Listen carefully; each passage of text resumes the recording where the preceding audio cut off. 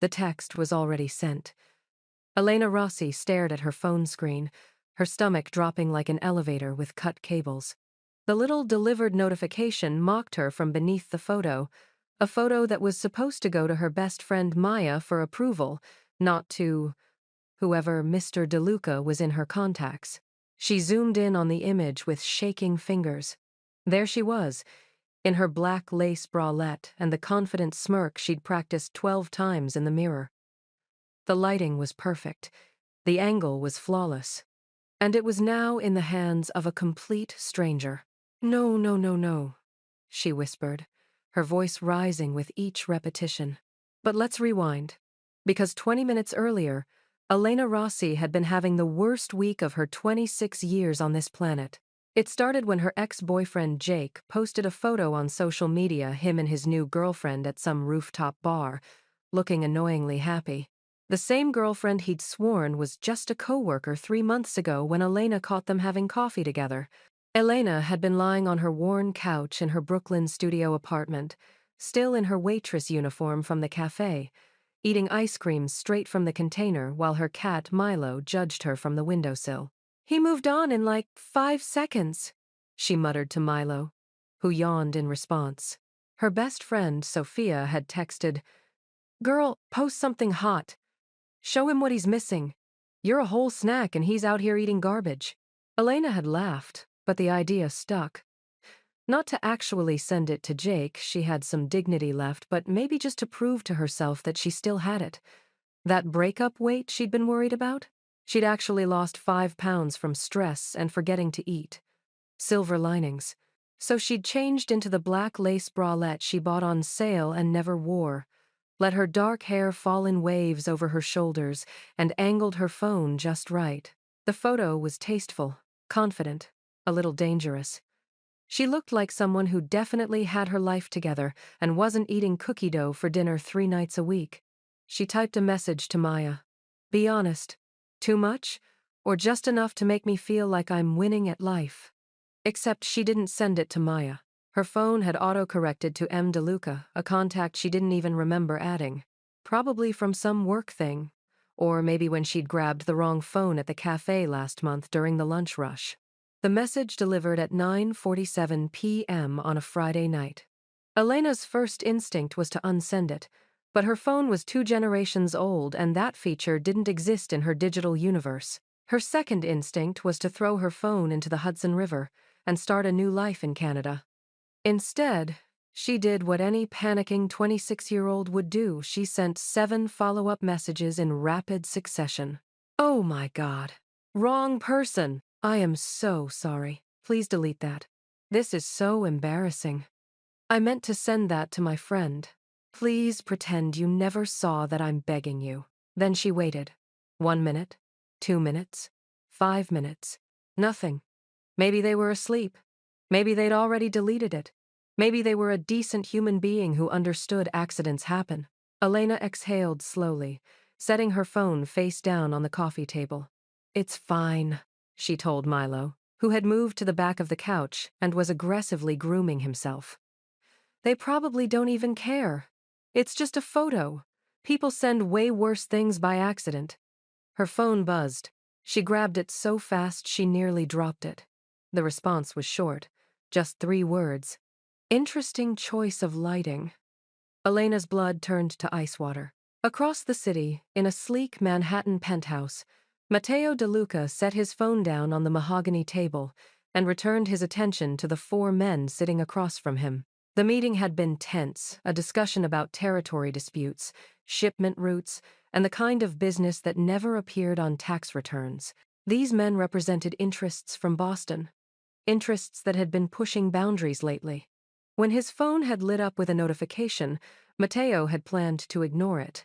But Vince, his right-hand man standing by the door, had caught his eye and given the slightest nod, the signal they used when something required immediate attention. Matteo had glanced at the screen.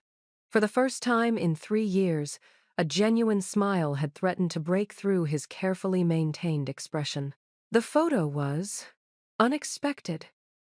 A beautiful woman, dark hair, confident eyes, in black lace that left just enough to the imagination. But it was the message that followed 7 panicked texts in a row that had truly captured his attention. The Boston crew had noticed his distraction. "Something amusing, DeLuca?" one of them asked, an edge in his voice. Matteo had locked his phone and slid it into his pocket, his face returning to its usual unreadable mask. "Just business. Nothing that concerns you."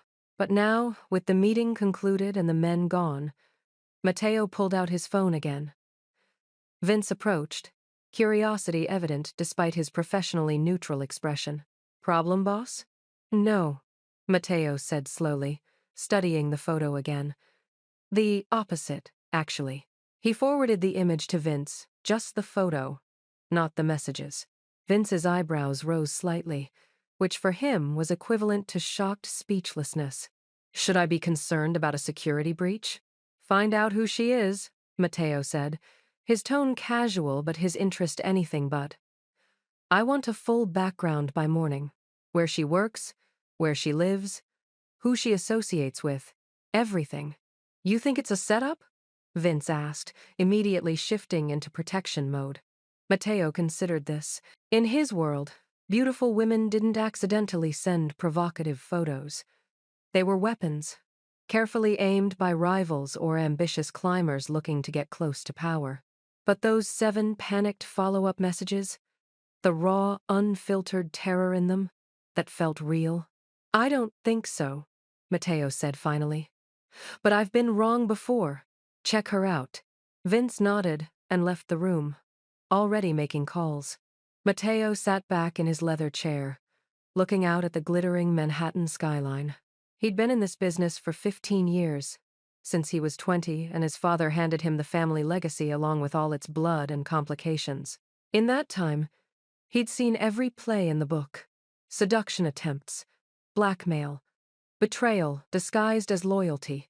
He'd learned to trust no one fully and to keep his heart locked away somewhere even he couldn't always find it. But something about this woman's panicked apologies felt different, genuine, human in a way his world rarely was anymore. He typed his response carefully. "Interesting choice of lighting. Let her wonder. Let her worry. If this was a game, she'd make her next move. If it was truly an accident, well, accidents could be interesting too." His phone buzzed again almost immediately. "I'm really sorry, Mr. DeLuca. I don't even know how I got your number. Please just delete the photo. I promise this won't happen again. Mr. DeLuca." So she at least knew his name, even if she claimed not to know how she'd gotten his contact information. Matteo allowed himself a small smile. This was either the worst assassination attempt in history or the most entertaining accident he'd witnessed in years. Either way, he intended to find out which. Elena didn't sleep. Every time she closed her eyes, she imagined worst-case scenarios. What if M. DeLuca was her landlord's creepy nephew? What if they worked for her dad's construction company and would tell everyone? What if they were a lawyer who'd somehow sue her for for what, she wasn't sure, but rich people sued for everything, right? By 3 a.m., she'd convinced herself that M. DeLuca was probably just some random person who'd think she was weird and move on with their life. By 6 a.m., when her alarm went off for her opening shift at Café Benedetto, she'd almost convinced herself the whole thing was a bad dream. The cafe was a small Italian place in Brooklyn, family-owned for 3 generations, with the best espresso in the neighborhood and a loyal crowd of regulars. Elena had worked there for 2 years, and she loved it despite the early hours and the occasional rude customer. "You look like death," Sophia announced when she arrived for her shift an hour later. Sophia was Elena's best friend and co-worker, with bright red hair, 6 piercings, and the confidence Elena wished she could bottle and sell. "Thanks. I didn't sleep." "Hot date keep you up?" Sophia waggled her eyebrows. "The opposite.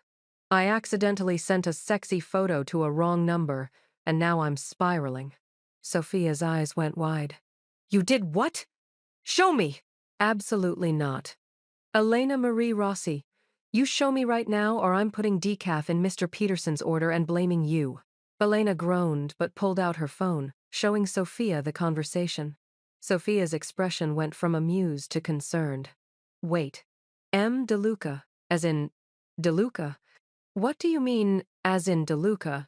Do you know this person? Sophia grabbed Elena's arm, pulling her into the back room away from customers. Please tell me you don't know who Matteo DeLuca is. I literally just said I don't know who this is. Elena. Sophia's voice dropped to a whisper. Matteo DeLuca owns half of Brooklyn. Real estate, restaurants, import-export businesses. My cousin's boyfriend's brother works security at one of his properties and says, she lowered her voice even more, he's connected. Like, mafia connected. The room tilted slightly. You're joking. I wish I was. He's like, untouchable. Dangerous. Nobody messes with him. Elena felt her breakfast threatening to make a reappearance. So I accidentally sent a sexy photo to a literal crime boss. It looks that way, yeah. I'm going to die.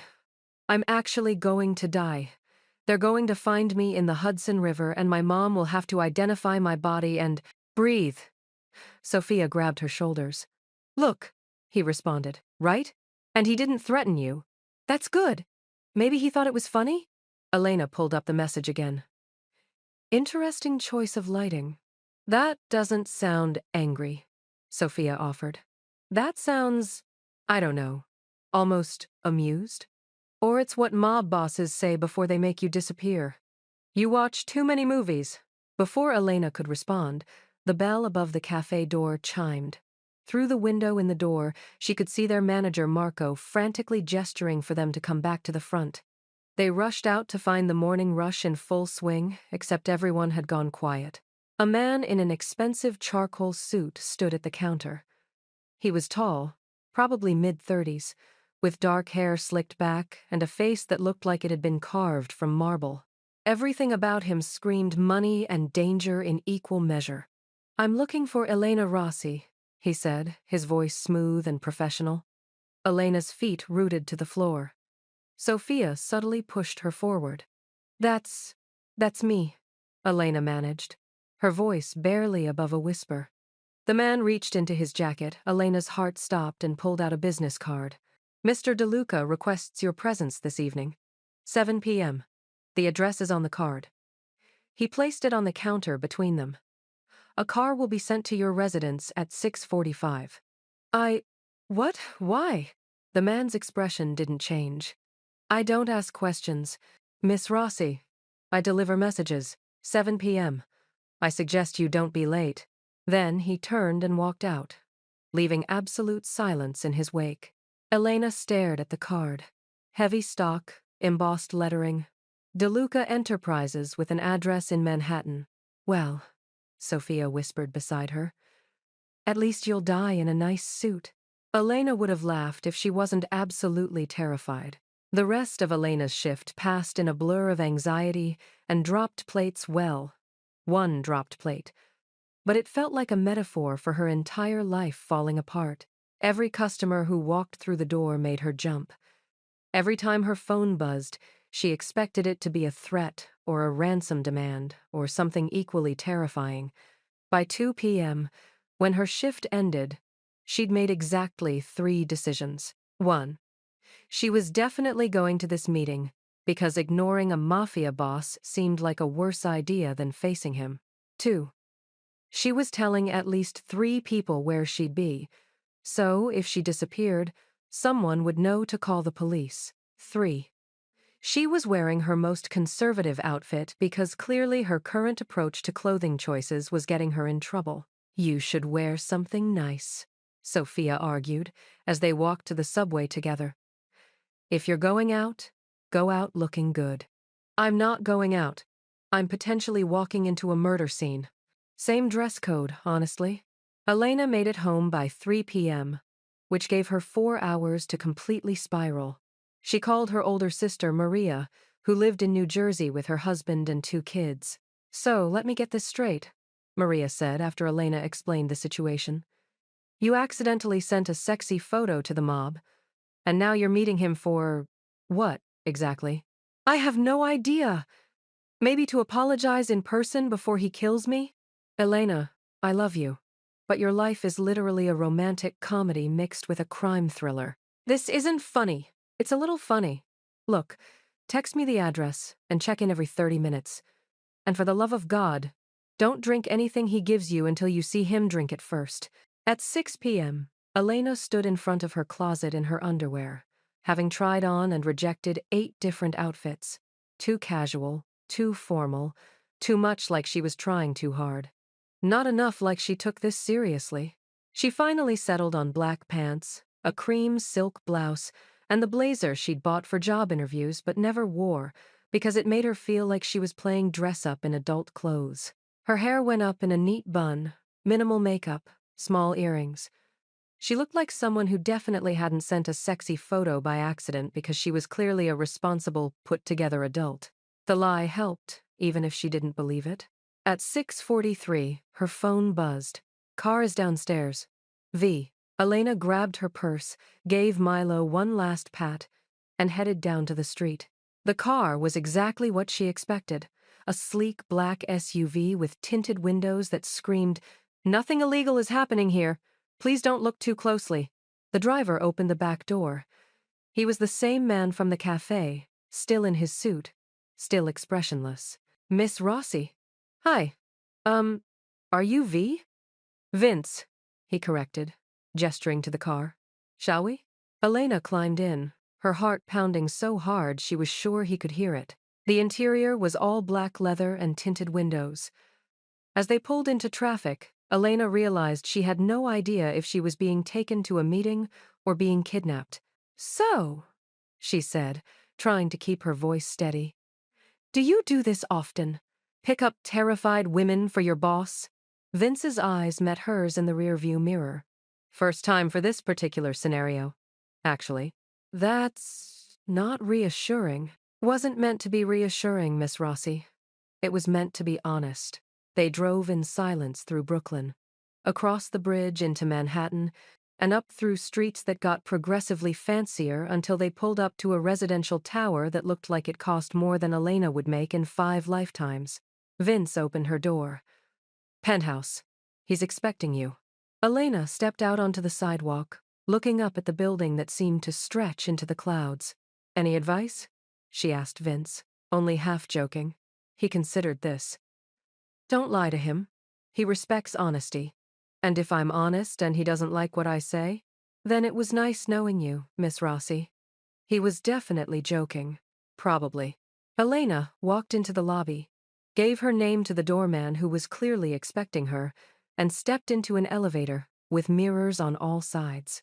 She watched her reflection multiply into infinity, an army of nervous Elenas, all wondering how they'd ended up here. The elevator opened directly into the penthouse, and there, standing by the floor-to-ceiling windows with his back to her, was Matteo De Luca. Matteo had been called many things in his 35 years. Ruthless, calculating, cold, dangerous, untouchable.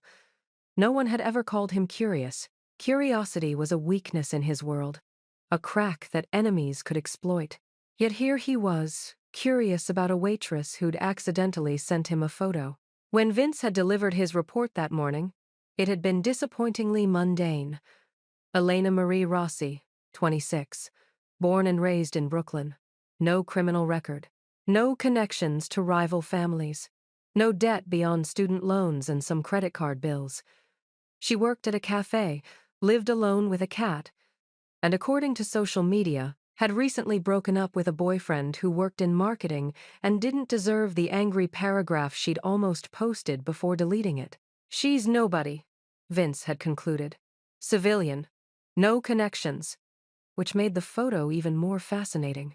In Matteo's experience, beautiful women who wanted his attention tried much harder designer clothes, strategic appearances at his restaurants, friends of friends introducing them at carefully orchestrated events. They didn't accidentally text him half-naked photos and then panic apologize 7 times in a row. He'd spent the day in meetings, managing shipments, settling disputes, but his mind kept wandering back to Elena Rossi and her terrible luck with phone contacts.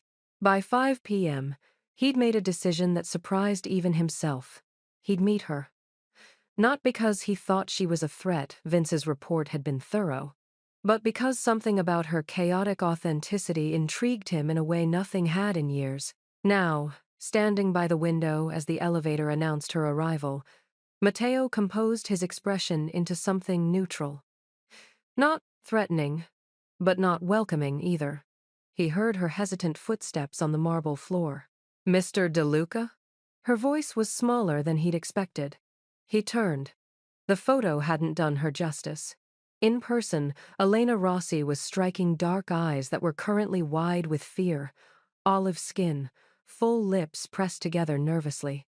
She'd dressed conservatively, probably on purpose, but the professional outfit couldn't hide the fact that she was beautiful. "Miss Rossi, thank you for coming. Did I have a choice?" He smiled slightly. "There's always a choice. You chose not to ignore my invitation. That shows wisdom. Or terror.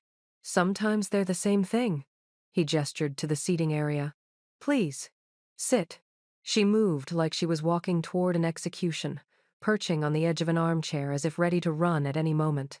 Her eyes darted around the penthouse, taking in the artwork, the furniture, the windows, probably looking for exits. Smart, he thought. Matteo sat across from her, deliberately casual. "Would you like something to drink? Wine? Water?" "No, thank you. I'd rather just... Why am I here?" "Direct. I appreciate that." He leaned back, studying her. "You sent me something interesting last night." Her face flushed bright red. "I'm so sorry. It was an accident. A stupid, mortifying accident. I don't even know how I got your number." He held up a hand, stopping her. "I believe you." You do?" The 7 panic messages were fairly convincing. Either you're genuinely embarrassed, or you're the worst intelligence operative in history. A surprised laugh escaped her, quickly stifled. "Definitely the first one. Then we have no problem." He watched her shoulders relax slightly. "However, I am curious.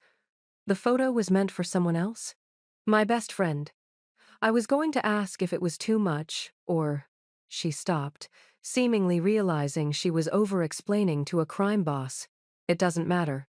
The point is, I deleted it from my phone, and I hope you'll do the same. Please." "Already done." Her surprise was evident. "Really?"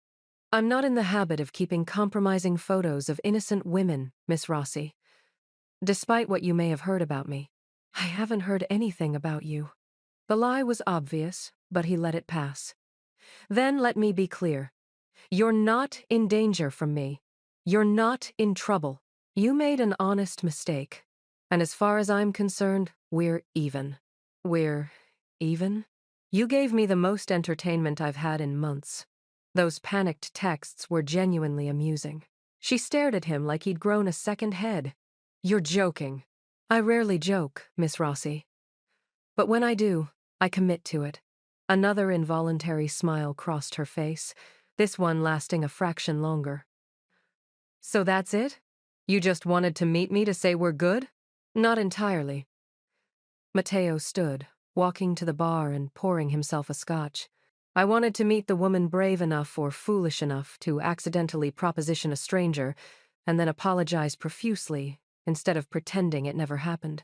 I'm not brave. I'm just bad with technology. Same result, sometimes." He took a sip of his drink. "Tell me, Elena, may I call you Elena?" She nodded, still looking confused. "Tell me, Elena, do you know who I am?" I have an idea. And yet you came anyway." "Your driver said I didn't have a choice. Vince says many things. You always have a choice." She stood then, some of her fear replaced by frustration. "Okay, I'm confused. You bring me here, you tell me we're even, you're being nice? What's happening right now?" Matteo found himself genuinely smiling. "What's happening is that you got my attention, Elena. Not many people do that." "I didn't mean to get your attention." "The best things never are intentional." He set down his glass. "I'd like to take you to dinner." Her mouth opened, closed, opened again. "I'm sorry. What?" "Dinner." You and me. Somewhere public if it makes you feel safer. Tomorrow night. You're asking me on a date? I'm asking you to dinner. Whether it's a date depends on whether you say yes. This is insane. You're you. And I'm a waitress who lives with a cat named after a salad ingredient. Milo, he said. Named after the Greek island where you studied for a semester in college. According to your social media, he's an orange tabby who hates everyone equally. The color drained from her face. You investigated me? Due diligence. Wouldn't you research someone before meeting them in a private penthouse? I didn't have time to research. I was too busy panicking. Mateo stepped closer, not threatening, just closer. Elena, I'm not trying to scare you. I'm trying to be honest. Yes, I looked into your background. It's what I do. And what I found was someone who works hard, loves her family, takes care of her friends, and has spectacularly bad luck with technology. And that makes you want to have dinner with me? That makes me want to know more about you. She shook her head, but he could see her resolve wavering. This is a terrible idea. Probably. You're dangerous. Definitely. I should say no. You should, he agreed. But you won't. Her eyes met his, and for a moment, he saw the same woman from the photo, confident, bold, unafraid. 8 o'clock, pick somewhere nice, she said finally. And I'm ordering the most expensive thing on the menu. Mateo's smile was genuine this time.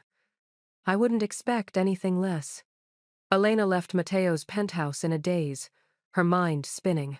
Vince drove her home in the same silent efficiency as before, but this time, when he opened her door, he said something that made her pause.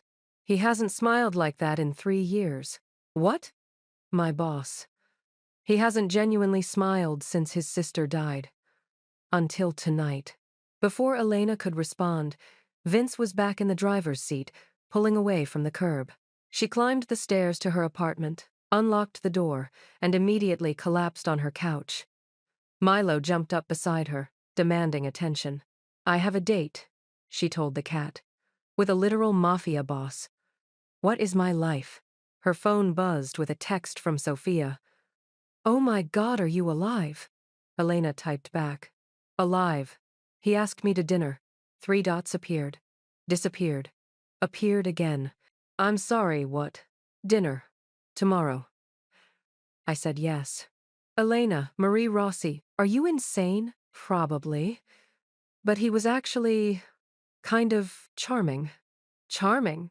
The man probably has bodies in his basement. He lives in a penthouse. No basement. Not the point. Elena couldn't explain it to Sophia because she barely understood it herself. Yes, Matteo De Luca was dangerous. Yes, he'd had her investigated. Yes. Every logical part of her brain was screaming that this was a bad idea. But there'd been something in his eyes when he smiled, something lonely and real and human beneath all that power and danger. And against all better judgment, she wanted to see it again. Her phone buzzed again, this time with a new number. For tomorrow? My personal line? Use it if you need anything. Or if you change your mind. M?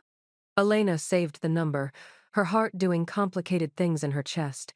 She thought about the photo that started this whole mess, the impulsive decision, the terrible timing, the accidentally perfect mistake. What have I gotten myself into, Milo? The cat purred, completely unhelpful as always. Across the city, in his penthouse, Matteo De Luca poured himself another drink and stood by the window, looking out at the glittering chaos of New York. For the first time in 3 years since the night his younger sister was killed in crossfire meant for him, he felt something other than numbness and rage. He felt curious, interested, almost hopeful. Elena Rossi, with her accidental photos and her 7 panic messages and her terrible technology luck, had done something no one else had managed. She'd made him remember what it felt like to be human instead of just dangerous. Vince appeared in the doorway. Should I be concerned? About what? About you getting attached to a civilian. That's complicated in our world. Everything's complicated in our world, Matteo said. At least this might be interesting.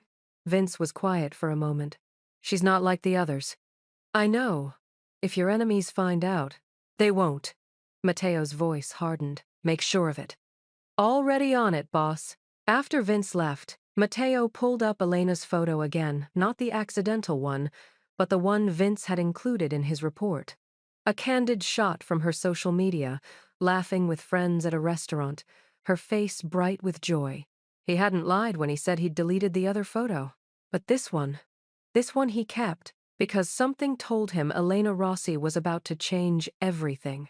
And for the first time in years, change didn't terrify him. It intrigued him. Elena spent the entire next day convinced she'd imagined the whole thing. Except she hadn't, because at precisely 11 a.m., a delivery arrived at the cafe. A box wrapped in matte black paper with a single white ribbon. Sophia practically materialized beside her. Open it. Open it now. Inside was a camera, a professional-grade Nikon that probably cost more than Elena's rent for 3 months. And a note, written in bold, precise handwriting. Since you claim to be bad with technology, perhaps you need better equipment. Bring this tonight. M. He bought you a camera, Sophia whispered, eyes wide. A very expensive camera. I can't accept this. Elena stared at the equipment like it might explode. Are you insane? That's like $5,000 of camera. Exactly, I can't. Her phone buzzed. Before you panic and try to return it, I'm not buying your affection. I'm investing in your talent. Your social media shows real potential. Bring it tonight, 8 p.m. Address to follow. Elena typed back with shaking fingers. This is too much. His response was immediate. I've spent more on wine I didn't drink. It's a camera, not a marriage proposal. Relax. Despite everything, she laughed. The address came through an hour later, not a restaurant, but his penthouse again. When Elena arrived that evening, Vince was waiting in the lobby. But this time, his expression held something that might have been amusement. He's cooking, Vince said as they rode the elevator up. I'm sorry, what? He sent his private chef home. He's cooking dinner himself. Why would he do that? Vince's smile was subtle but genuine. You'd have to ask him. The elevator doors opened to the smell of garlic and herbs. Mateo stood in the open kitchen, sleeves rolled up, stirring something on the stove. He looked normal, domestic even. You came, he said, not looking up. You bought me a very expensive camera. I felt obligated. Good instincts. He glanced at her then, and something warm flickered in his expression. Did you bring it? She held up the camera bag. I still think this is insane. Most good things are. He gestured to the counter. Sit. Dinner's almost ready. And after, I have a proposition for you. Elena's stomach flipped. That sounds ominous. Only if you make it ominous. They ate first homemade pasta that was criminally good, paired with wine that probably cost more than her car. The conversation flowed easier than it should have. He asked about her photography, her family, her dreams. She asked about his businesses, carefully dancing around the obvious questions about what he really did. Finally, over espresso, he made his move. I want to hire you. Elena nearly choked on her coffee. Excuse me? As my personal photographer, I have events, business meetings, properties that need documentation. I need someone I can trust. He paused. Someone who isn't already in my world. You want me to work for you? Yes. Why? Because you're talented. Because you're honest.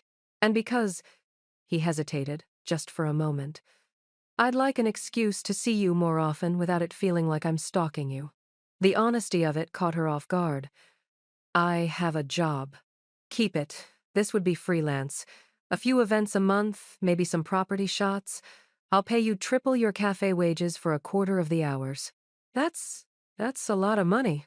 I have a lot of money, Elena.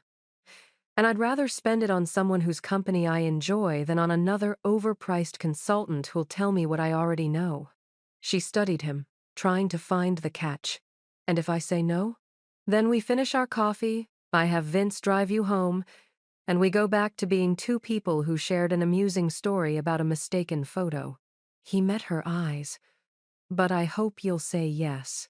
Elena thought about her student loans, her credit card bills, the way her apartment's heating barely worked. The practical side of her brain was screaming, take the money. But the survival side whispered, this is how it starts. I need to think about it, she said finally.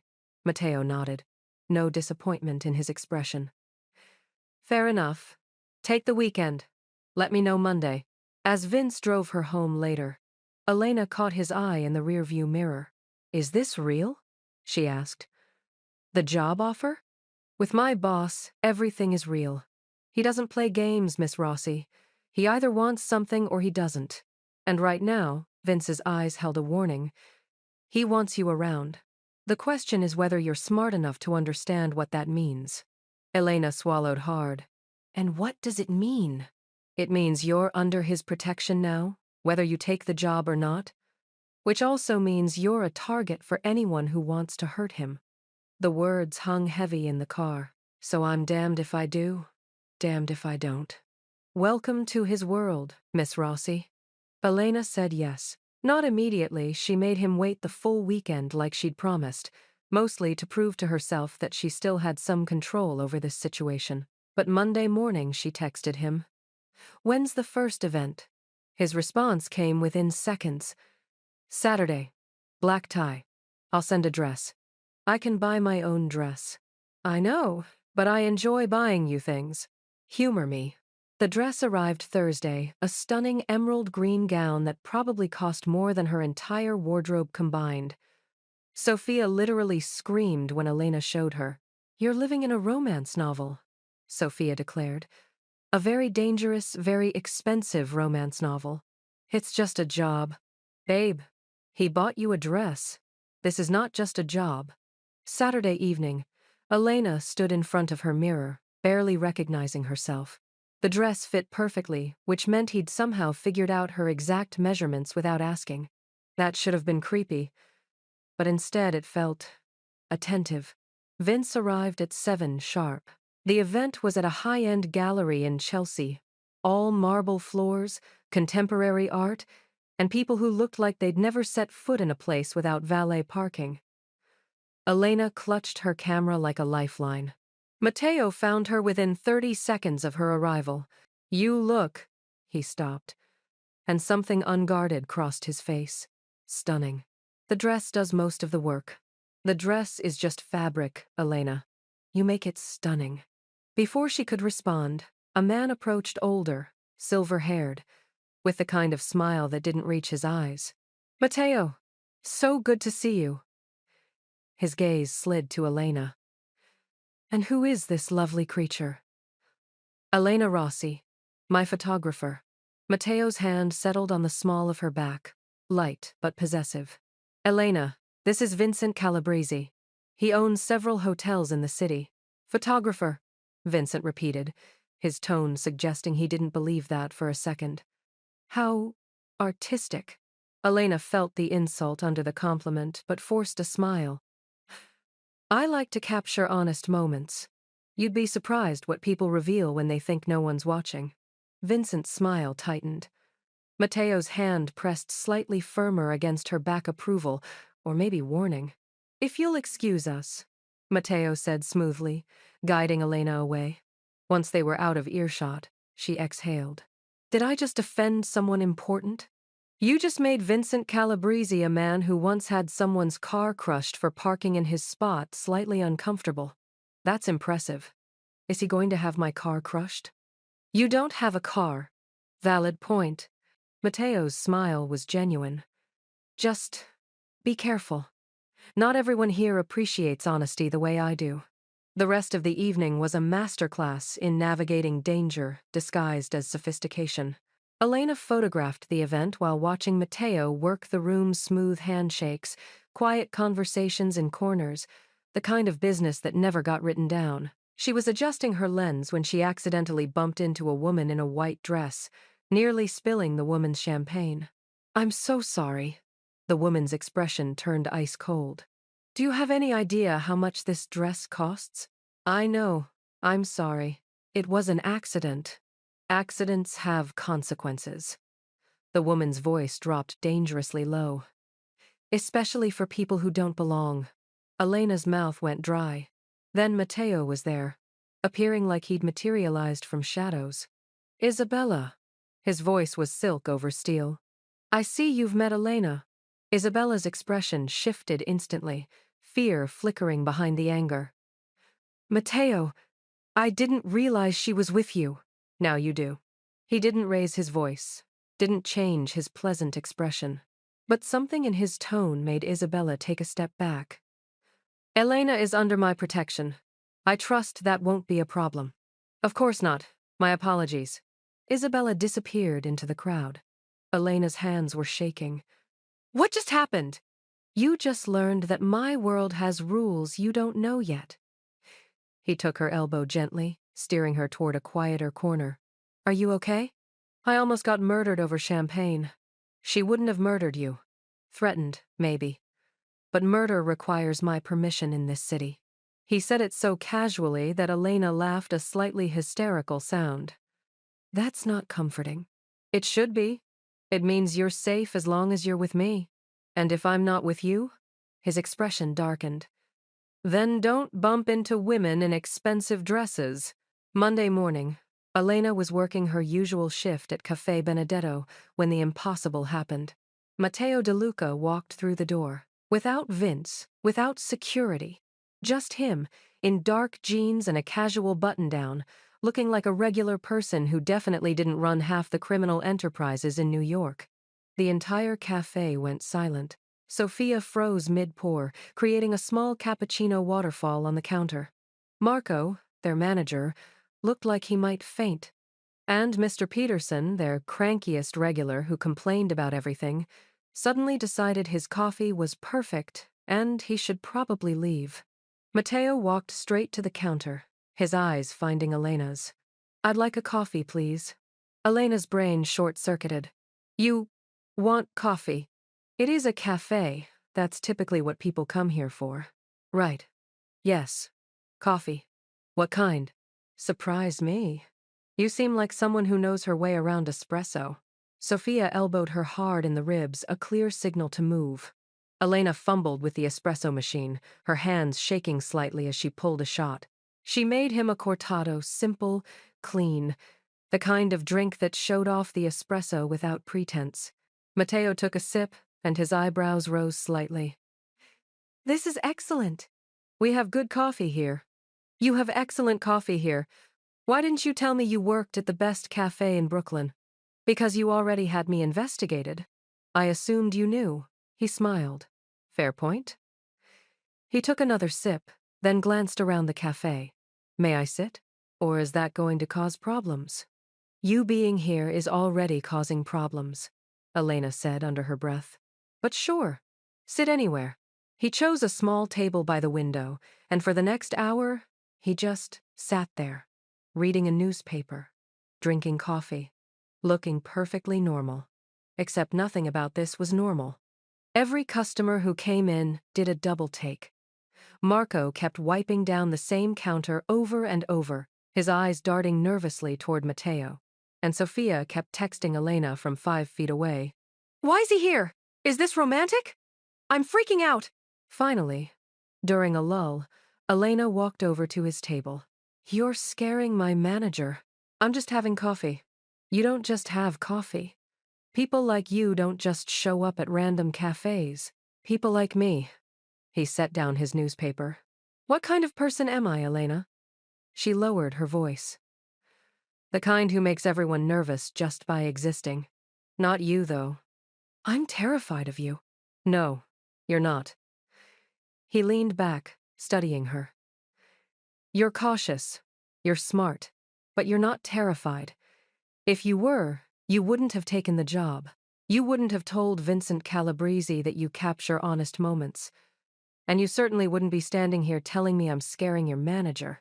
He had a point. Why are you really here? She asked. Because I wanted to see where you work. Because I wanted coffee. And because He paused, something genuine in his expression.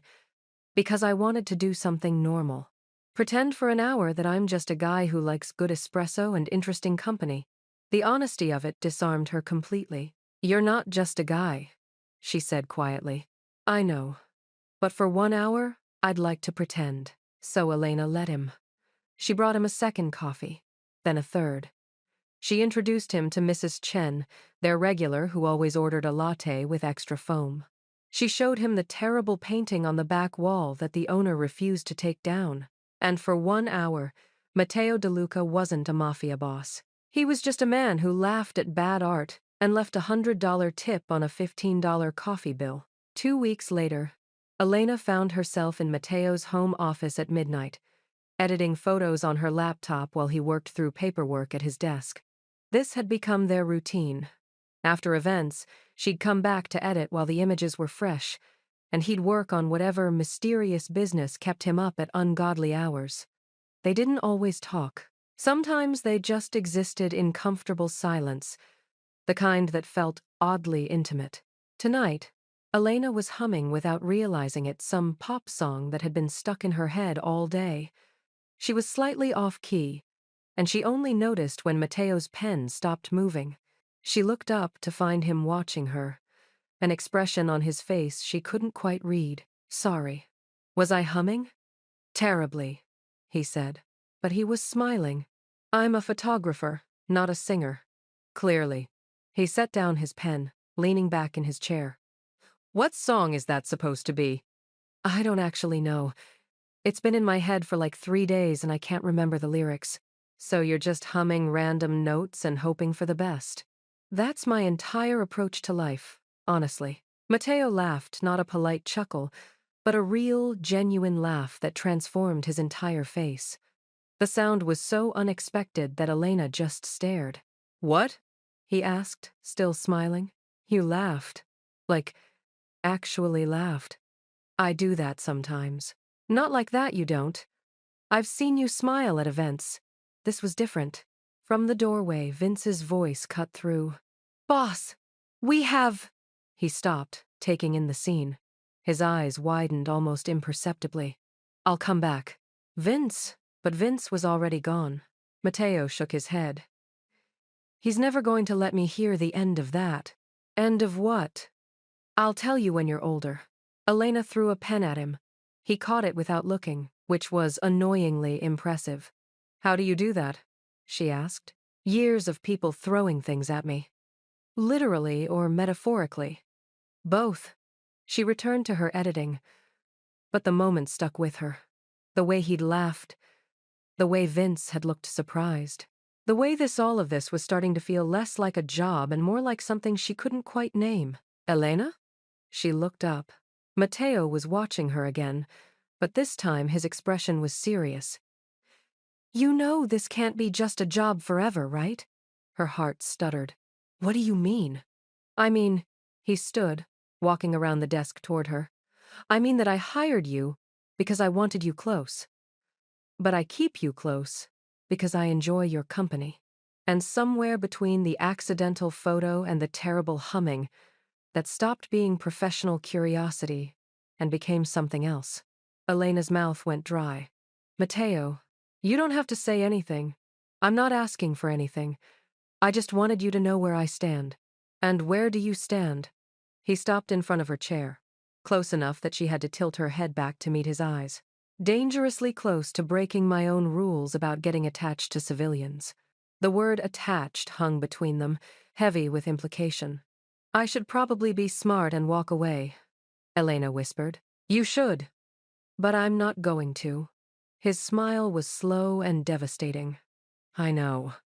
Okay, stop. Back up. He said what?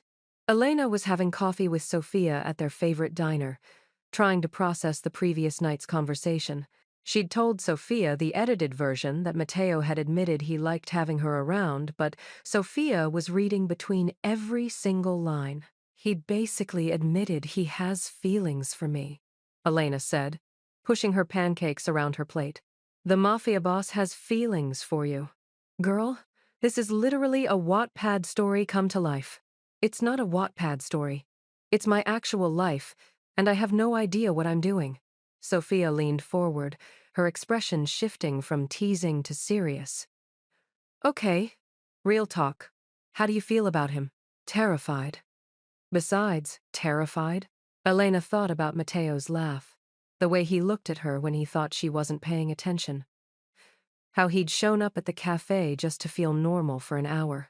I think I like him, she admitted quietly. Which is insane because he's dangerous and powerful and could literally have someone disappeared with a phone call. But he's also kind and lonely, and he makes me laugh. And when I'm with him, I feel like I'm the only person in the room that matters. Sophia sat back, a knowing smile on her face.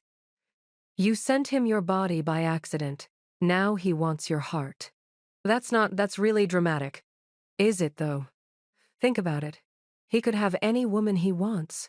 Probably has had dozens throw themselves at him. But you accidentally text him half naked, panic apologize 7 times, and somehow that's what gets his attention. You know why? Why? Because you're real. You didn't try to impress him. You didn't play games. You just were yourself.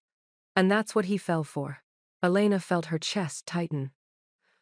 I don't know if fell for is the right phrase. Fine. What would you call it? Interested? Curious? Babe, the man bought you a $5,000 camera, hired you so he'd have an excuse to see you, and showed up at your workplace just to feel normal around you. That's not curiosity. That's courtship. Courtship? Old school courtship. The kind where he's trying to show you he's serious without scaring you away. Elena dropped her head into her hands. What am I supposed to do with that? You decide if you're brave enough to fall for a man who lives in the shadows. Because that's what this is, Elena. He's giving you a choice. Walk away while you still can, or step into his world knowing it's dangerous. And if I choose wrong? Sophia reached across the table, squeezing her hand. Then at least you chose. That's more than most people ever get. The charity gala was held at a museum, all marble columns, champagne fountains, and people who measured their wealth in properties rather than paychecks. Elena had photographed dozens of Matteo's events by now, but this one felt different. The security was tighter. Vince's expression was harder, and Matteo himself seemed more on edge than usual. Stay close tonight, he'd told her in the car. And if anything feels wrong, find Vince immediately. You're scaring me. Good. Fear keeps you alert. Now, 2 hours into the event, Elena understood why. The guest list read like a who's who of New York's most powerful families, both legitimate and otherwise. Every handshake carried weight. Every conversation had subtext.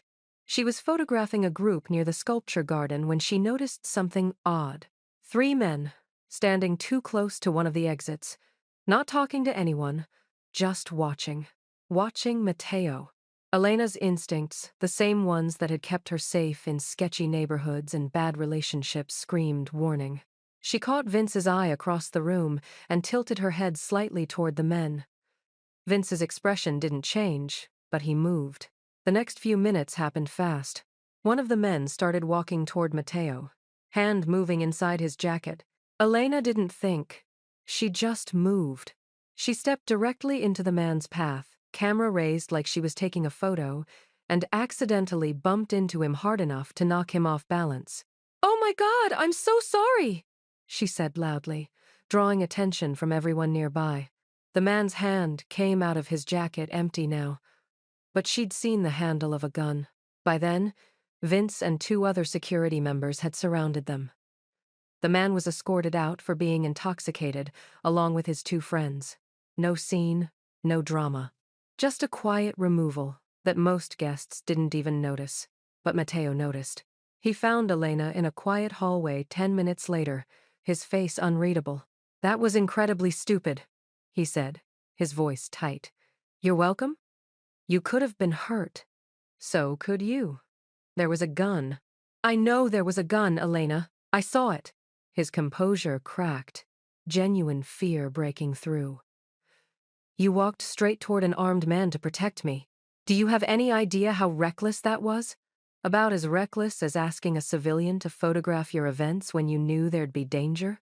They stared at each other, both breathing hard. Then Matteo closed the distance between them, his hands coming up to cup her face. "Don't do that again," he said softly. "Don't risk yourself for me. Then don't give me reasons to." They ended up back at his penthouse after the gala, neither quite ready to part ways after the adrenaline of the evening. Elena was reviewing the photos on her camera when Matteo poured them both drinks whiskey, this time, not wine. "Do you think he would have actually shot you?" she asked quietly. "Probably not there. Too many witnesses. But he would have tried something eventually. Who sent him? Does it matter?" "It matters if he's going to try again." Matteo sat beside her on the couch, closer than he usually allowed himself. "He won't try again. Vince is making sure of that as we speak." Elena decided not to ask what making sure meant. "You're shaking," Matteo observed. She looked down at her hands. He was right. Delayed reaction, I guess. Without warning, Matteo took her hand in his thumb tracing slow circles over her knuckles. The touch was gentle, almost reverent.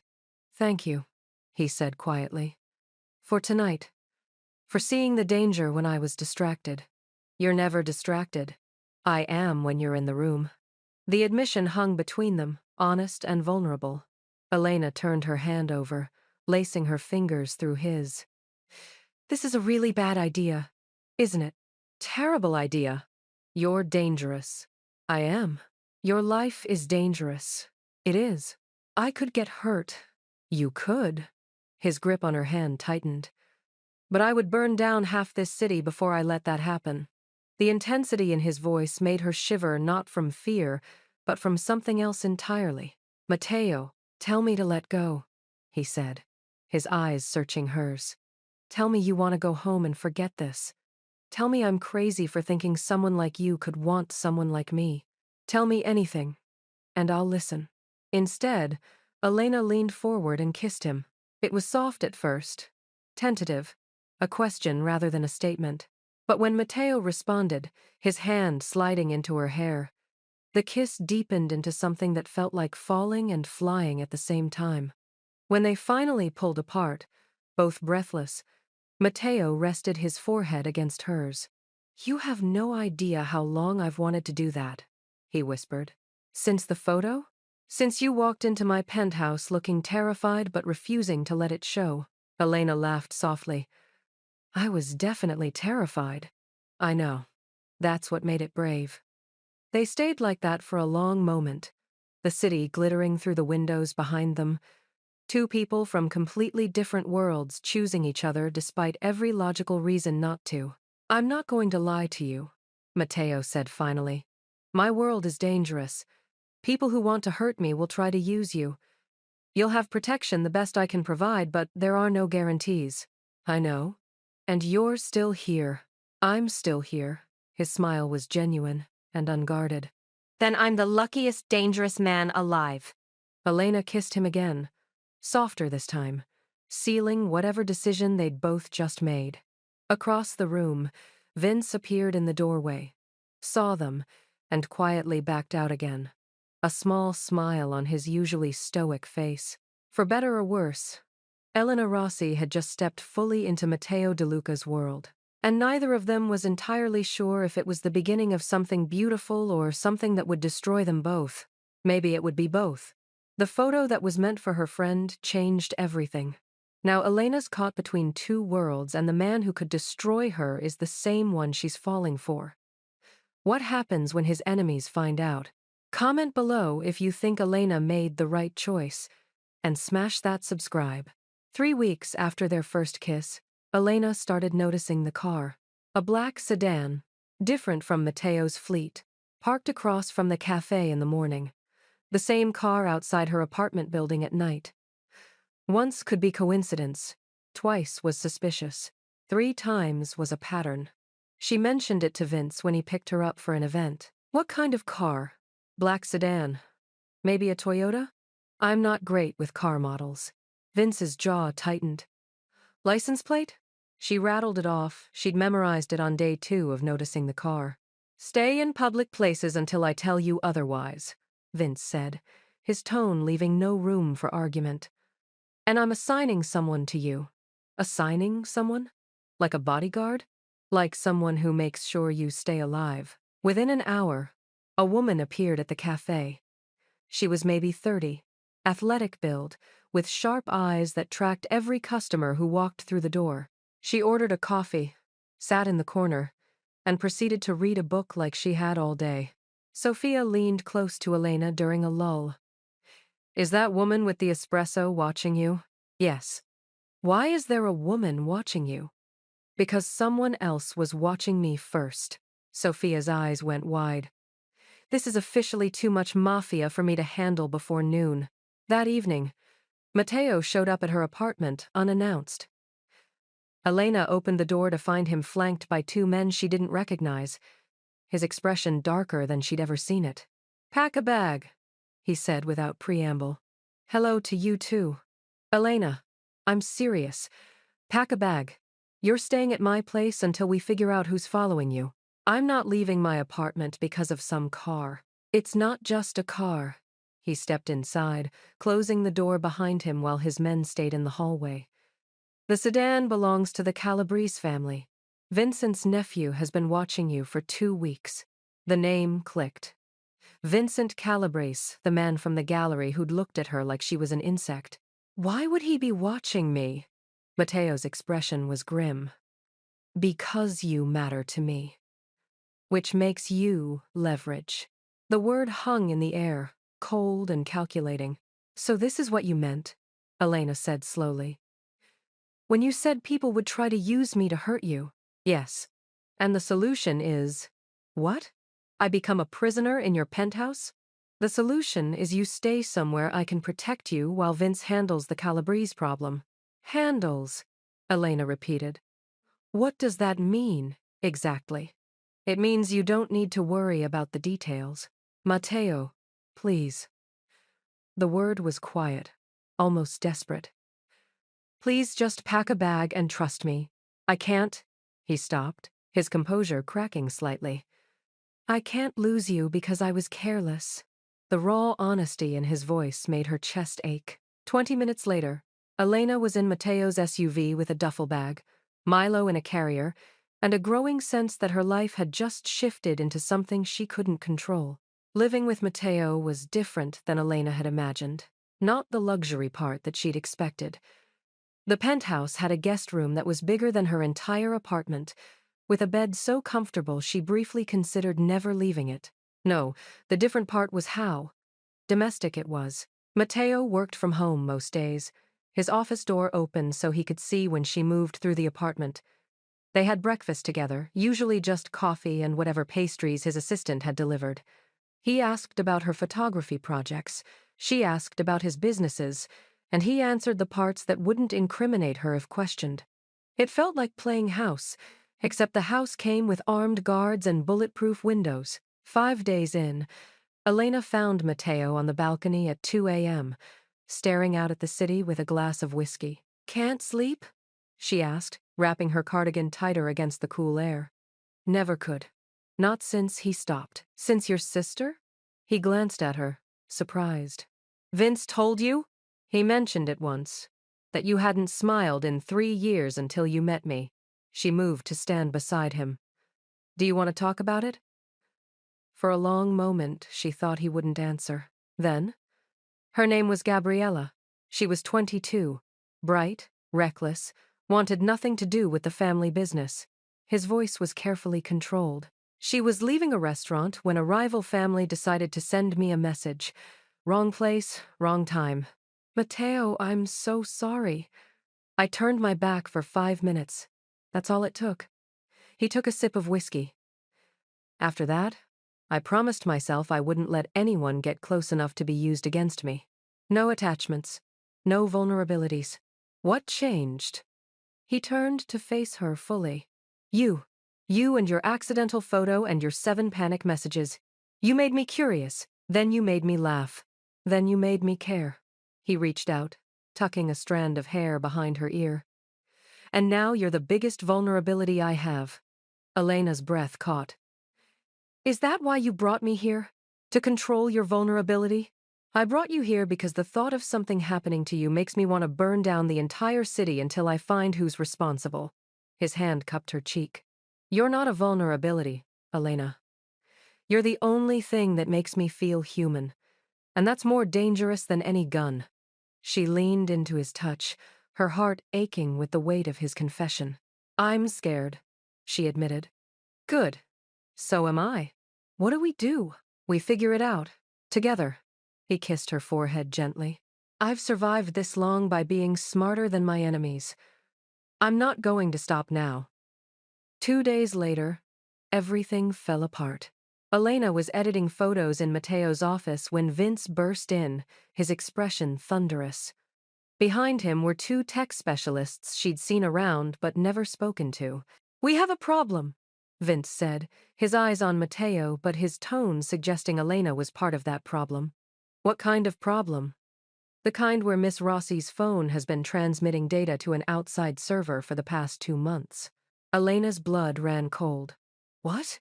One of the tech specialists stepped forward, tablet in hand.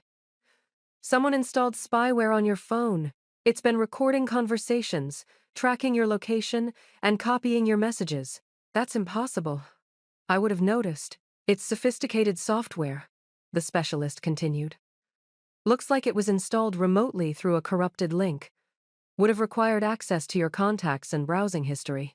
Matteo's expression had gone completely blank, which Elena had learned was far more dangerous than anger. When was it installed? He asked quietly. Based on the metadata, approximately 8 weeks ago. 8 weeks. Right around the time she'd taken that photo.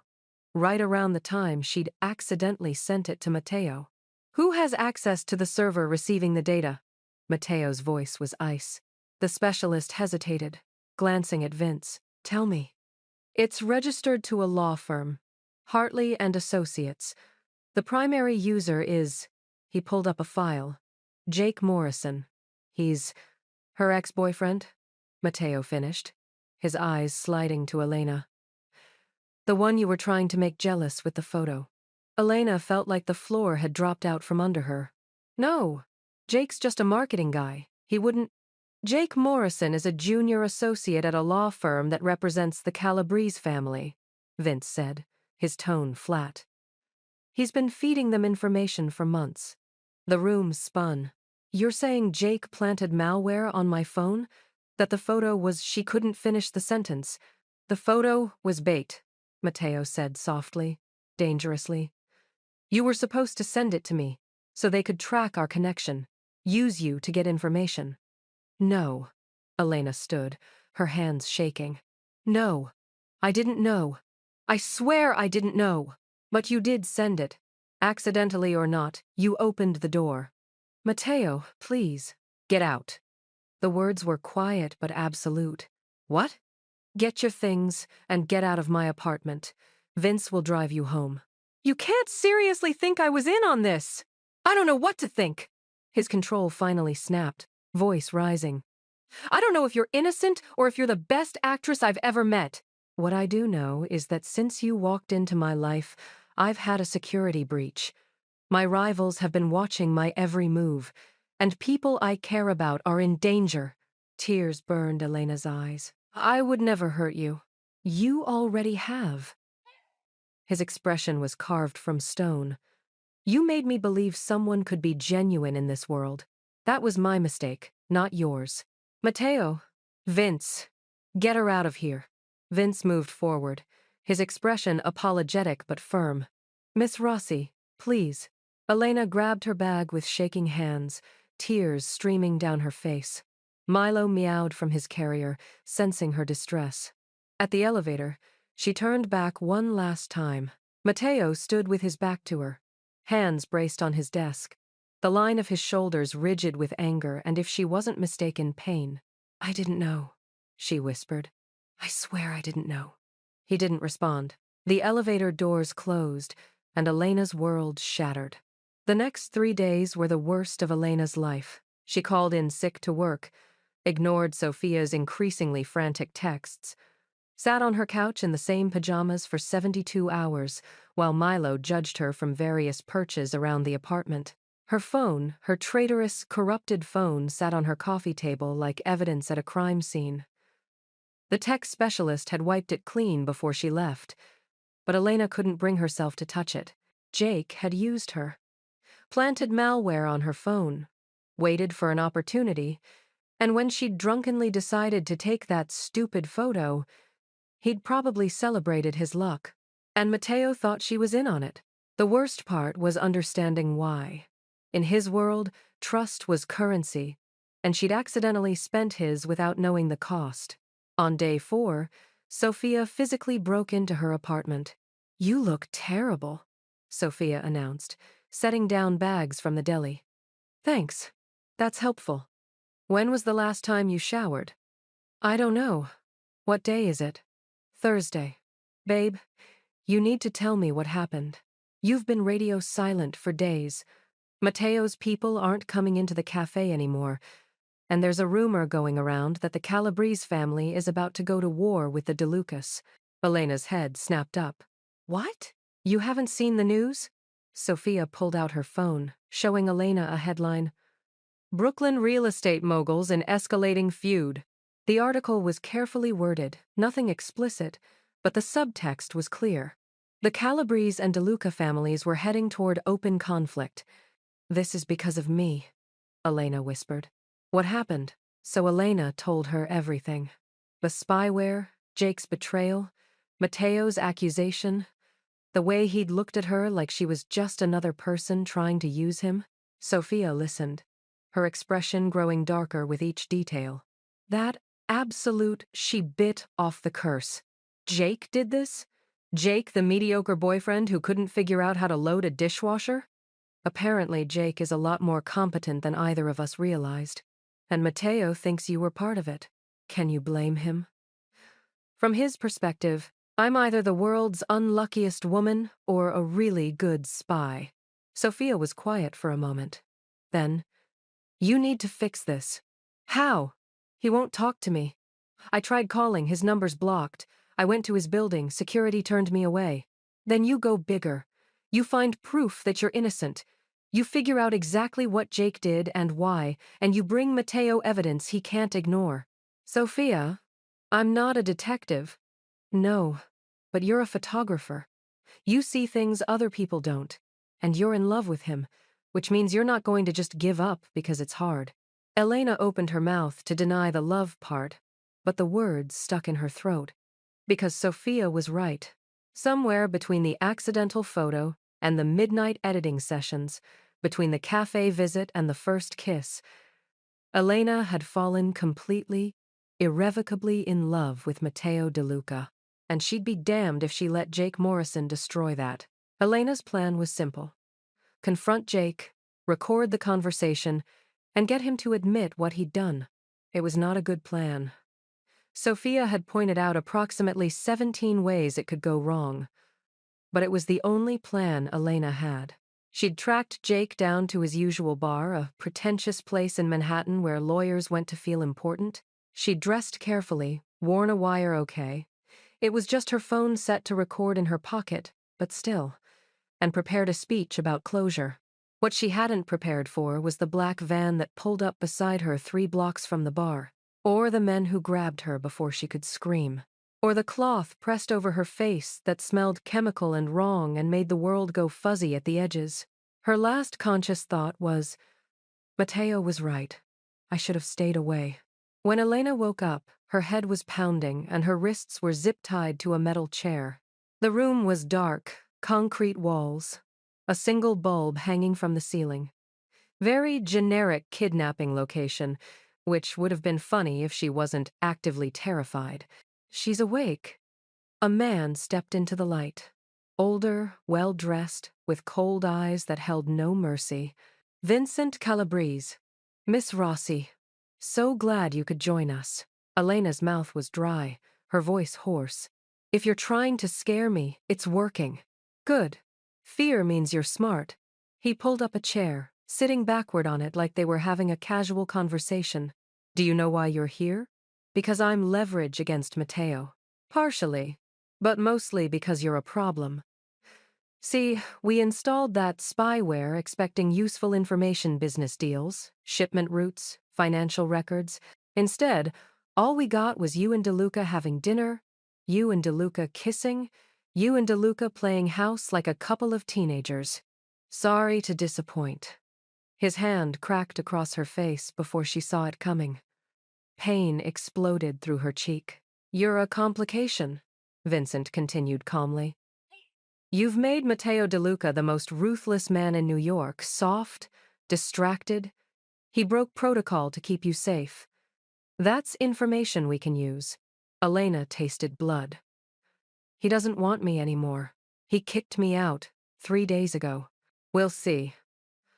I've already sent him photos of you here. If he doesn't respond, then you're useless to us. And this gets much less pleasant. If he does respond, Vincent smiled, then we have our leverage. He stood, walking toward the door. Wait, what happens if he doesn't come? Vincent paused. Then you become a message. The world needs to remember what happens to people who get close to Matteo DeLuca.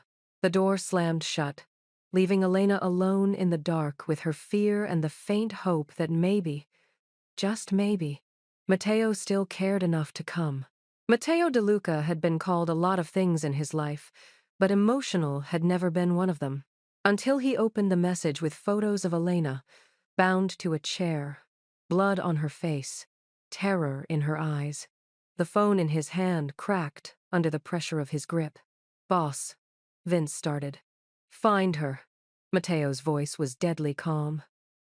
Find her now, or I burn every Calabrese property to the ground, starting with Vincent's house while his family is inside. We're tracking the photo metadata. Give us 20 minutes.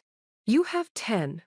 What followed was the most concentrated display of violence Brooklyn had seen in a decade. Matteo didn't wait for strategy, didn't wait for backup. The moment Vince had a location, an abandoned warehouse in Red Hook, Matteo was moving. He brought 20 men. He didn't need them, but he wanted witnesses. The warehouse guards went down fast, shots fired with precision, no hesitation. Matteo walked through the building like death itself, his expression carved from ice and fury. When he found Vincent Calabrese in the back office, surrounded by his own guards, the older man actually smiled. Matteo, I knew you'd come. All that talk about staying cold, and here you are, running to save your... Matteo shot him in the knee. Vincent screamed, collapsing. Where is she? You're making a mistake. The second shot took Vincent's other knee. I'll ask one more time. Where is Elena?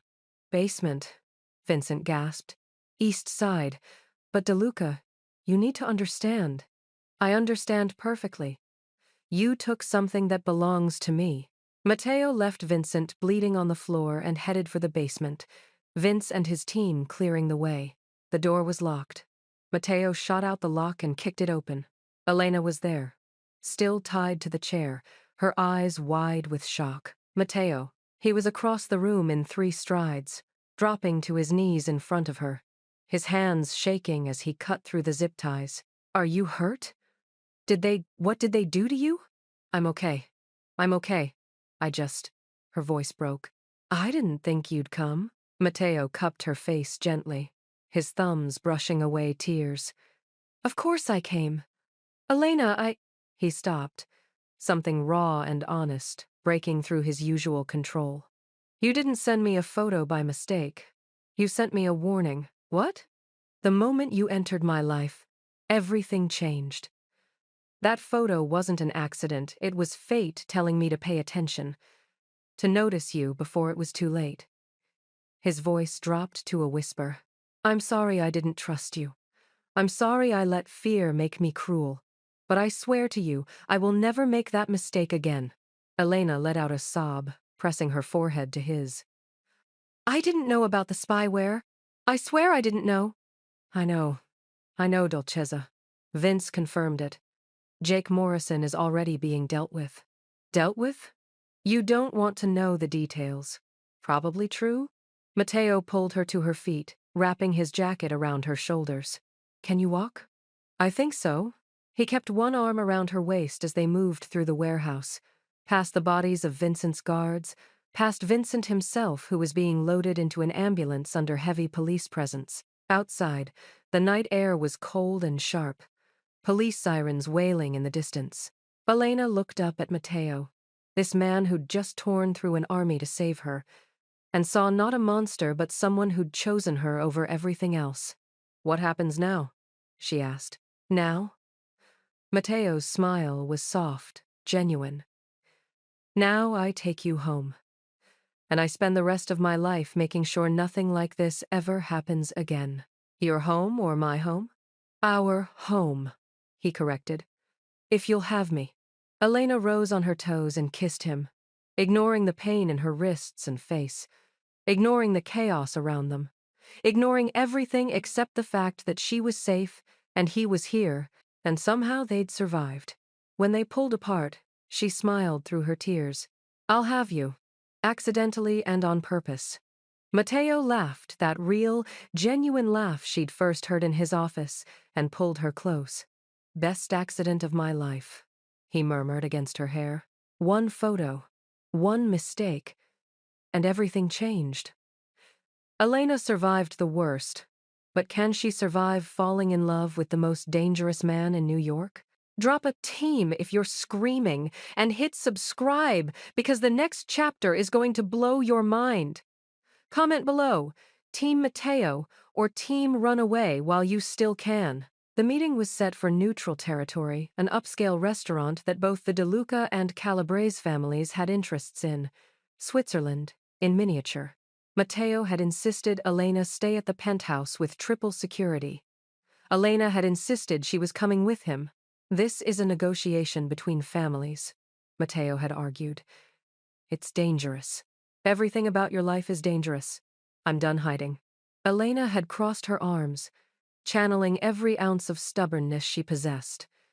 "Besides, I'm the reason this whole thing started. I should be there when it ends." Vince had actually smiled at that. "She has a point, boss." Now Elena sat beside Matteo in a private dining room, facing what remained of the Calabrese leadership. Vincent was in the hospital, his sons running things in his absence. Marco Calabrese, the eldest, had his father's cold eyes but seemed marginally more reasonable. "Let's be clear about terms," Marco said, hands folded on the table. "My father overstepped. The kidnapping was unauthorized and reckless. For that, you have my apology." "Your apology means nothing," Matteo replied, his voice dangerously calm. "Your father took something that belongs to me. He hurt her. No apology fixes that. Then what do you want? Blood? Because we can go to war, De Luca, but that's expensive for everyone." Matteo leaned back, his expression unreadable. "I want Vincent out, retired, gone from New York. I want written assurance that Elena Rossi is untouchable. Her family, her friends, anyone she's ever spoken to gets the same protection I have." "That's a substantial ask. It's not a negotiation. Those are my terms." Marco's jaw tightened. "And if we refuse?" Elena surprised herself by speaking up. "Then you'll spend the rest of your lives looking over your shoulder. Because Matteo is scary when he's angry. But I promise you," she met Marco's eyes directly, "he's absolutely terrifying when he's protective." The room went silent. Then Marco actually laughed. "I see why he likes you." He turned back to Matteo. "Your terms are acceptable. Vincent retires to Florida. Miss Rossi gets full family protection. And we forget this entire mess happened." "One more thing," Matteo added. "Jake Morrison, the lawyer. What about him? He works for you. He installed spyware on Elena's phone without her knowledge. That stops today, or I'll handle it myself." Marco nodded slowly. "Morrison's already been dealt with. Fired, disbarred, and strongly encouraged to leave the state. He won't be a problem." "Good." They shook hands, a formal gesture that meant everything in their world. The war was over before it really began. As they left the restaurant, Elena exhaled slowly. Did that actually work? You were magnificent, Matteo said, his hand finding hers. Telling Marco I'm terrifying when I'm protective. Where did that come from? It's true. I watched you shoot a man in both knees for me. That's pretty terrifying. And yet you're still here. And yet I'm still here, she agreed. Except the deal wasn't as clean as they'd hoped. They were 2 blocks from the restaurant when the first shot shattered the SUV's rear window. Get down! Vince screamed from the driver's seat, swerving hard. Matteo threw himself over Elena, shielding her body with his own, as bullets punched through the reinforced glass. The SUV swerved again, tires squealing. It's Marco's younger brother, Vince shouted. Antonio, he's not honoring the deal. More gunfire. The SUV's tire exploded, sending them spinning. They crashed into a parked car with a sickening crunch of metal.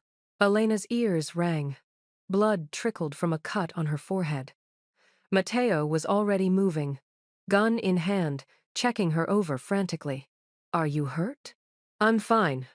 Are you? Stay down. He kicked open the door, returning fire. Vince was out too, coordinating with the security team in the follow car. Elena's hands shook as she reached for the dropped camera bag. The expensive camera Matteo had bought her was somehow still intact. Through the viewfinder, she could see Antonio Calabrese advancing with 3 armed men. And she could see the 4th man, flanking from the left, aiming directly at Matteo's blind spot. Matteo!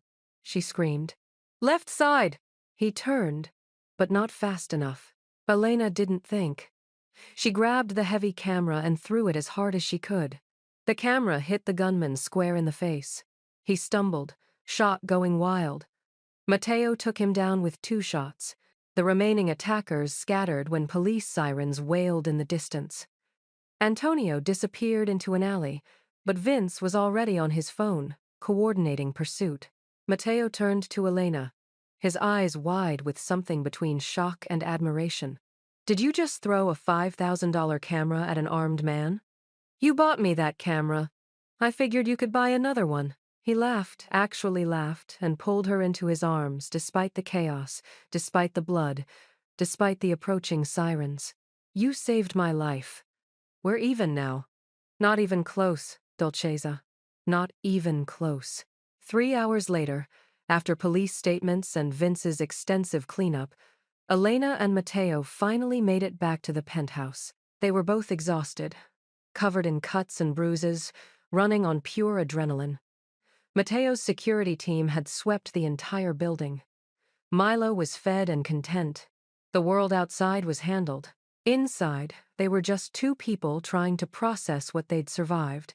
I'm making food, Matteo announced, heading for the kitchen. You're making food? After we were literally shot at. Especially after we were shot at. I need normalcy. He pulled out a pot, some pasta, ingredients Elena couldn't identify. Besides, I promised you I'd cook again. Elena hopped up on the counter, watching him move through the kitchen with surprising competence until he wasn't. Is the water supposed to boil over like that? No. No, it's not. Matteo grabbed the pot, cursed in Italian, and somehow managed to spill half the pasta water on the stove.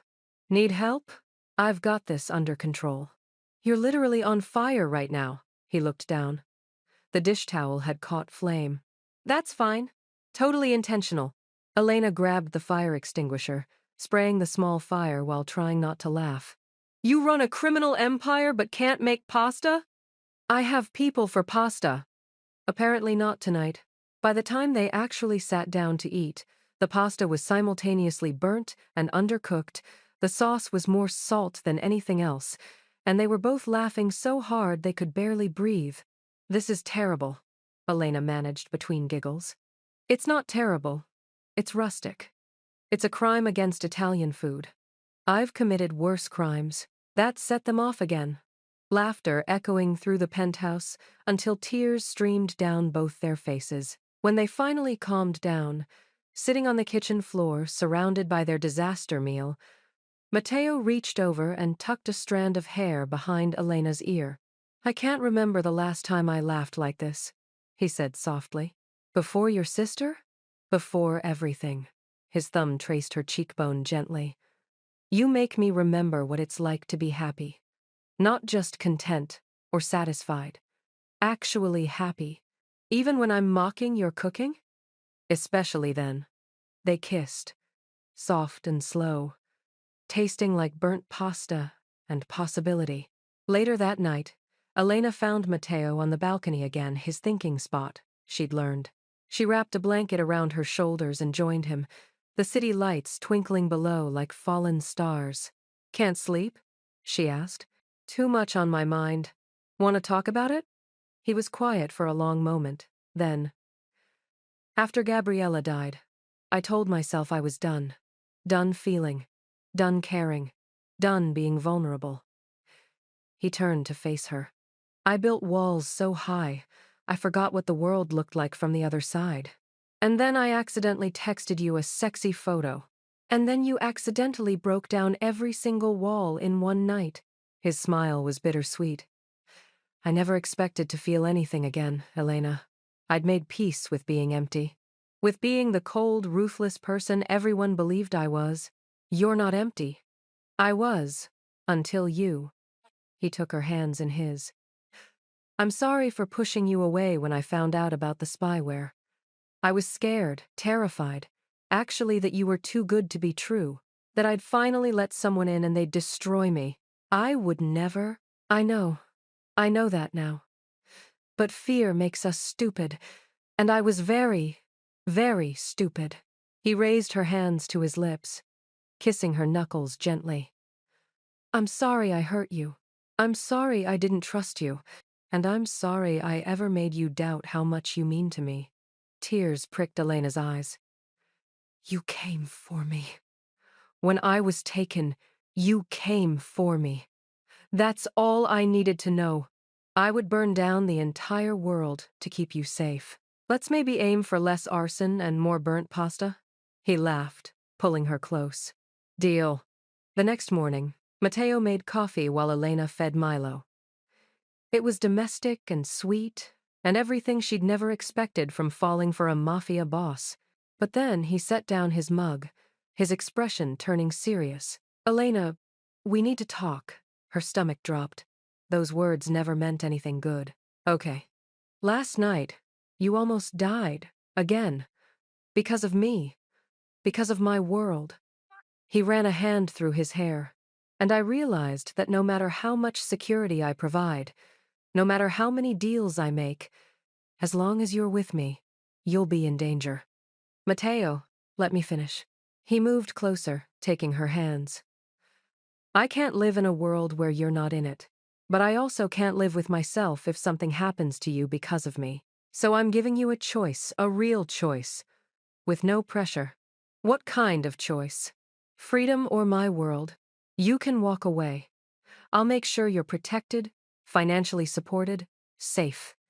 You can go back to your life, your cafe, your dreams. No strings attached. Or, his voice softened, you can stay. Stay in my world, with all its danger and chaos. But if you stay, it has to be because you want to, not because you feel obligated. Elena studied his face, seeing the fear beneath the careful control.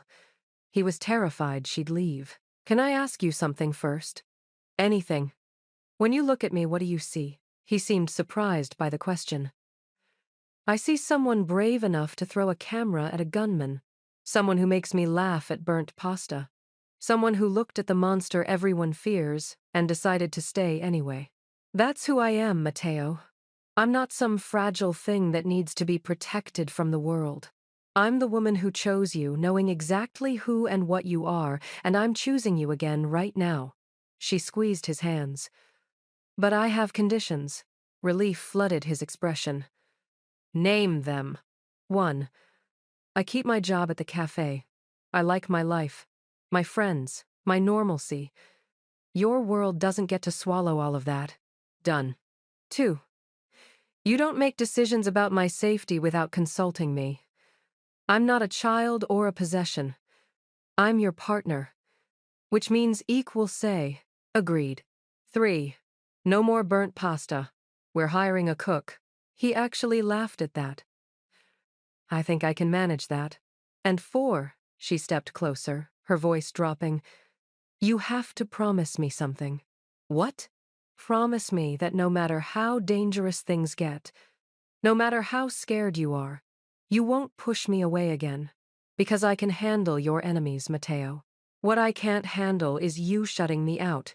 His arms came around her, holding her like she was precious and breakable and strong all at once.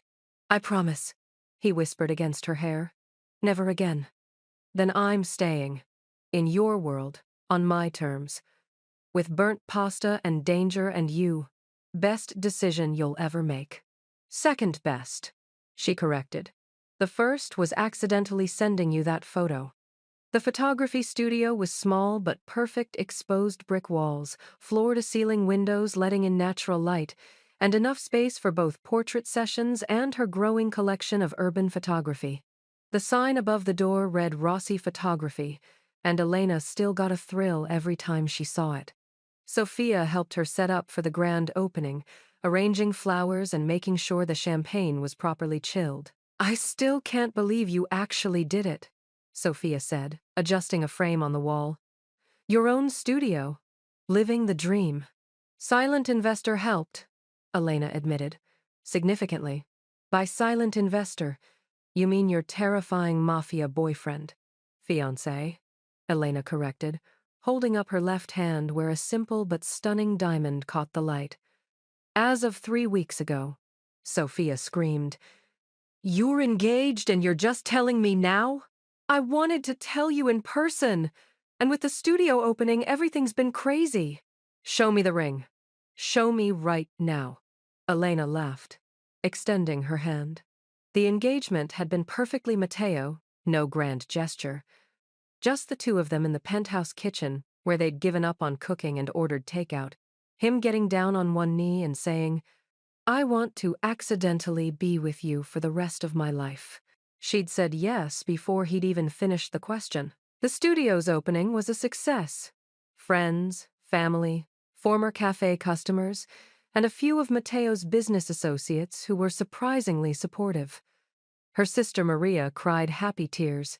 Her parents were there, proud and slightly confused about how their daughter had ended up dating, now engaged, to one of New York's most powerful men. Matteo stayed in the background mostly, letting Elena have her moment, but she caught him watching her throughout the day, a soft smile on his face that few people ever got to see.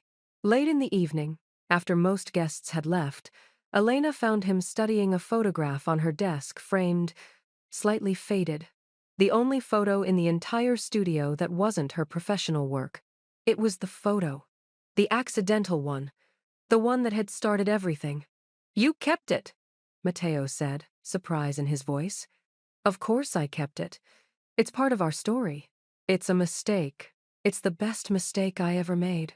She moved beside him, looking at her own image younger, more innocent, completely unaware that one impulsive click would change her entire life.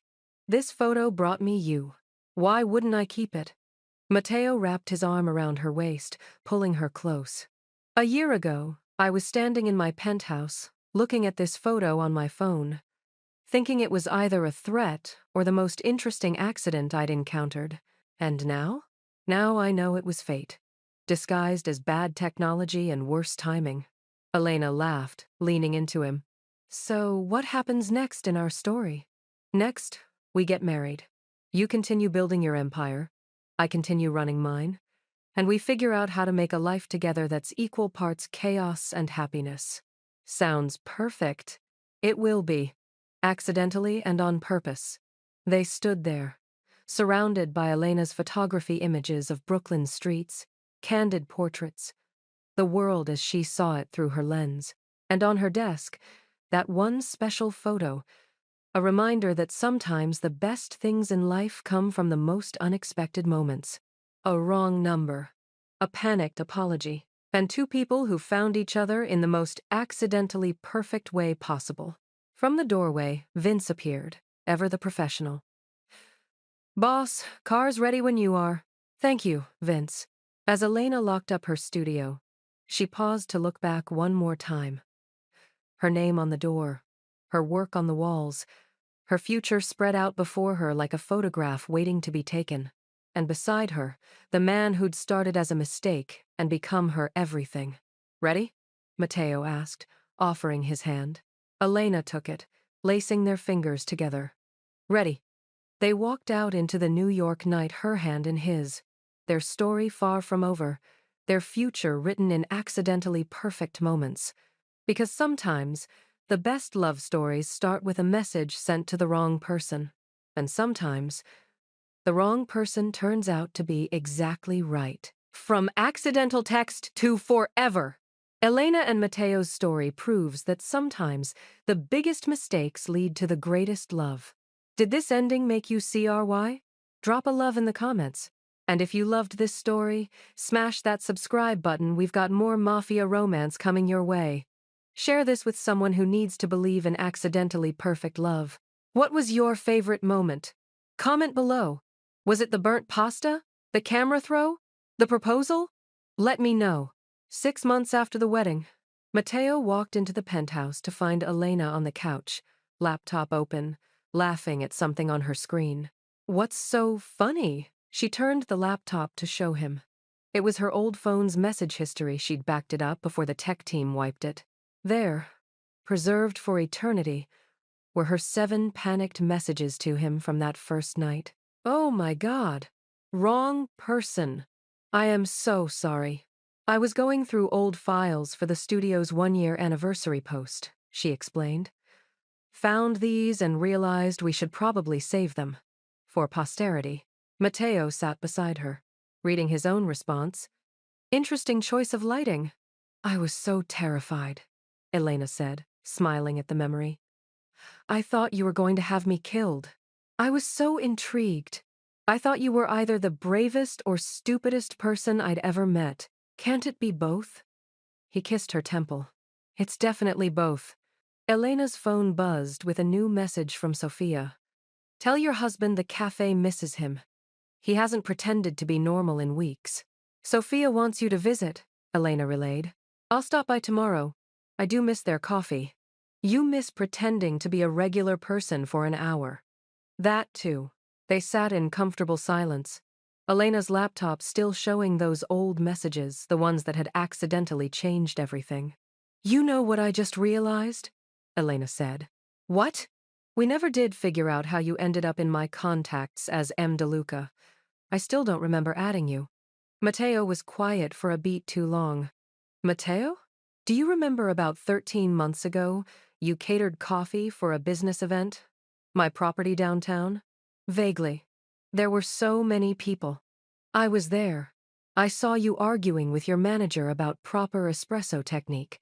You were so passionate about coffee, I thought it was charming. So I asked someone to get your contact information for potential future business. Elena stared at him. You're telling me you put your number in my phone? I may have. So the accidental text wasn't entirely accidental? The text was absolutely accidental. You were supposed to reach out professionally about catering. Instead, you sent me... He grinned. Well, you know what you sent me. Matteo DeLuca? You sneaky. He silenced her with a kiss, laughing against her mouth. So really, he said when they pulled apart. You could say I accidentally planned the whole thing. That makes no sense.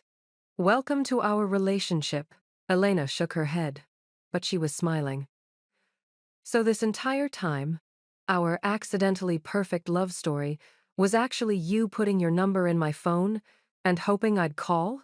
And you sending me the most memorable wrong number text in history. I'd say we both contributed to the accident. You're impossible. And you're stuck with me, accidentally and on purpose. Forever. Forever. Elena agreed, kissing him again. Outside the penthouse windows, New York glittered with possibility, a city full of accidents waiting to become perfect.